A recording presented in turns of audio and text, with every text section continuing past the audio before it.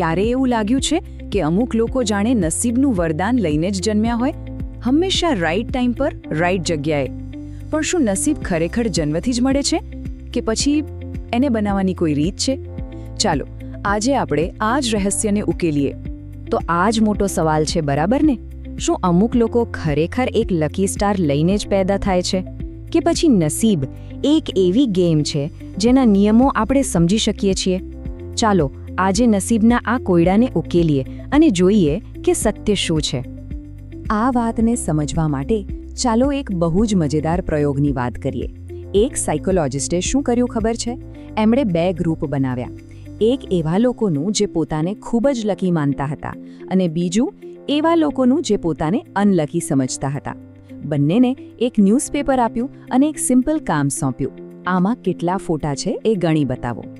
જે unlucky group હતું એમને લગભગ 2 મિનિટ લાગી, પણ જે લકી ગ્રુપ હતું એમણે તો થોડી જ સેકન્ડમાં કામ પતાવી દીધું.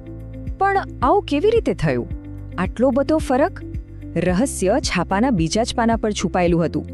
ત્યાં મોટા બોલ્ડ અક્ષરે લખ્યું હતું, ગણવાનું બંધ કરો. આ અખબારમાં 43 ફોટોગ્રાફ્સ છે. વિચારો, લકી લોકો આજુબાજુ નજર કરતા હતા. એમની આંખો ખુલ્લી હતી એટલે એમણે આ તકને તરત જ પકડી લીધી. જ્યારે અનલકી ગ્રુપના લોકો એટલા બધા ફોકસથી ગણવામાં જ લાગેલા હતા કે એમને સામે પડેલો જવાબ જોયો જ નહીં. આના પરથી એક વાત સાબિત થાય છે. નસીબ એ નથી કે આપણી સાથે શું થાય છે. નસીબ એ છે કે આપણે આપણી આસપાસ શું જોઈએ છીએ. તો આ પ્રયોગ પરથી એક વાત તો ક્લિયર થઈ ગઈ કે નસીબ કોઈ જાદુ નથી.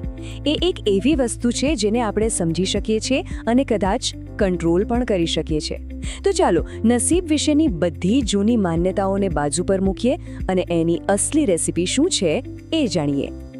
ઓકે, તો સમજો, નસીબ છે ને એ 2 પ્રકારનું હોય છે.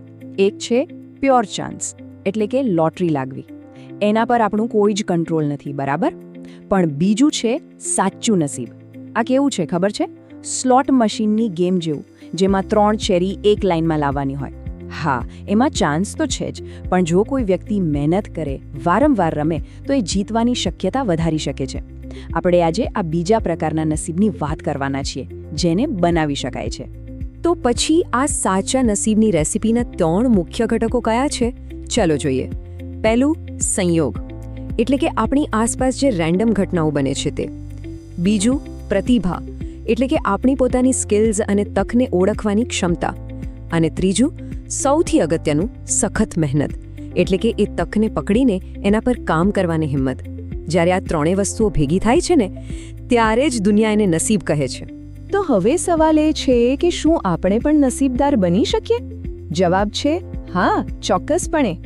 ચાલો હવે એ 4 મુખ્ય આદતો વિશે વાત કરીએ જે એક રીતે નસીબ માટે ચુંબકનું કામ કરે છે. નંબર 1, વ્યૂહાત્મક સ્થિતિ. સીધી વાત છે, જો વરસાદનું પાણી ભેગું કરવું હોય તો વાસણ ઘરની બહાર મૂકવું પડે, અંદર નહીં. એટલે કે એવી જગ્યાએ જાઓ જ્યાં તકો મળવાની સંભાવના હોય. નંબર 2, નબળા સંબંધોનો લાભ લો. ઘણીવાર મોટી તકો પક્કા મિત્રો પાસેથી નહીં, પણ એવા લોકો પાસેથી આવે છે જેમને આપણે માત્ર હાઈ બાય કરતા હોઈએ છીએ. નંબર 3, જ્યારે બધા એક દિશામાં જતા હોય ત્યારે તમે અલગ રસ્તો પકડો. ભીડથી અલગ ચાલો, પોતાની અલગ ઓળખ બનાવો.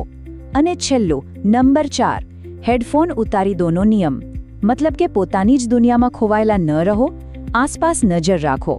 શું ખબર પેલી ન્યૂઝપેપરવાળી તક તમારી સામે જ ઊભી હોય. અચ્છા, આ બધી વાતો ખાલી થિયરી નથી લાગતી ને?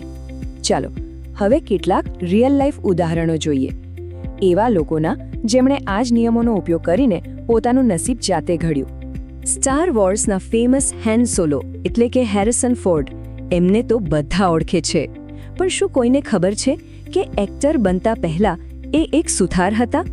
અને સૌથી મજાની વાત તો એ છે કે એમની જિંદગીનો સૌથી મોટો બ્રેક કોઈ ઓડિશનની લાઇનમાં ઊભા રહેવાથી નહીં, પણ ફેમસ ડિરેક્ટર જ્યોર્જ લુકાસના ઘરમાં સુથારી કામ કરતા કરતા મળ્યો હતો.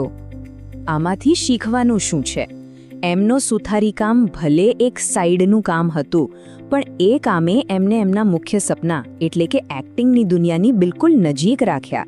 અને પછી જ્યારે જ્યોર્જ લુકાસને અચાનક એક એક્ટરની જરૂર પડી ત્યારે કોણ હાજર હતું? Harrison Ford. સાચો માણસ, સાચી જગ્યાએ, સાચા સમયે. આને જ કહેવાય તક અને તૈયારીનું મિલન. હવે પેલી વ્યૂહાત્મક સ્થિતિની વાત યાદ છે? એનું એક જોરદાર ઉદાહરણ છે મધર ટેરેસા. એ ઘણીવાર ફ્લાઇટમાં ફર્સ્ટ ક્લાસમાં મુસાફરી કરતા હતા. શોખ માટે નહીં, પણ એમનો હેતુ અલગ હતો. એ જાણતા હતા કે ત્યાં એમને એવા પૈસાદાર લોકો મળશે જે એમના સારા કામ માટે દાન આપી શકે. મતલબ કે એમણે જાણી જોઈને પોતાને તકની નજીક મૂક્યા. આ છે સાચી સ્ટ્રેટેજી. અને ભીડથી અલગ ચાલવાનું શું? ડિક ફોસ્બરી નામના એક હાઈ જમ્પર હતા. એમના જમાનામાં બધા જ ખેલાડીઓ પેટના બળે કૂદતા હતા. પણ ફોસ્બરીએ કંઈક સાવ અલગ જ વિચાર્યું. એમણે પીઠના બળે કૂદવાની એક નવી જ સ્ટાઇલ બનાવી. શરૂઆતમાં તો લોકોએ એમની મજાક ઉડાવી, પણ પછી એ જ ફોસ્બરી ફ્લોપ સ્ટાઇલથી એમણે ઓલિમ્પિકમાં ગોલ્ડ મેડલ જીતી લીધો અને ઇતિહાસ રચી દીધો. એમણે પોતાનો રસ્તો બનાવ્યો અને આખી દુનિયાએ એમને ફોલો કરવી પડી. સારું, આપણે આદતો અને સ્ટ્રેટેજીની તો વાત કરી, પણ નસીબનો જે અસલી તાવીજ છે, જે સૌથી મોટું ચુંબક છે, એ બીજે ક્યાંય નહીં પણ આપણી અંદર જ છે. અને એ છે આપણી માનસિકતા, આપણું માઇન્ડસેટ. જુઓ, જે લોકો પોતાને કમનસીબ માને છે ને, એમનું ફોકસ હંમેશા એના પર જ હોય છે કે શું ખોટું થઈ શકે છે. એ બીજાને દોષ આપે છે. જ્યારે નસીબદાર માઇન્ડસેટવાળા લોકો દરેક પરિસ્થિતિમાં શું સારું થઈ શકે છે એ શોધે છે. એ જવાબદારી લે છે, નિષ્ફળતાથી શીખે છે અને એમની આંખો અને મગજ હંમેશા ખુલ્લા રાખે છે. બિલકુલ પેલા ન્યૂઝપેપરવાળા પ્રયોગની જેમ.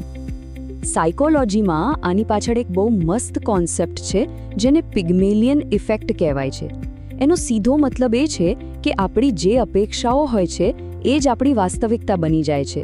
જો કોઈ વ્યક્તિ માને કે એ સફળ થઈ શકે છે તો એનું વર્તન જ એવું બની જાય છે જે એને સફળતા તરફ લઈ જાય.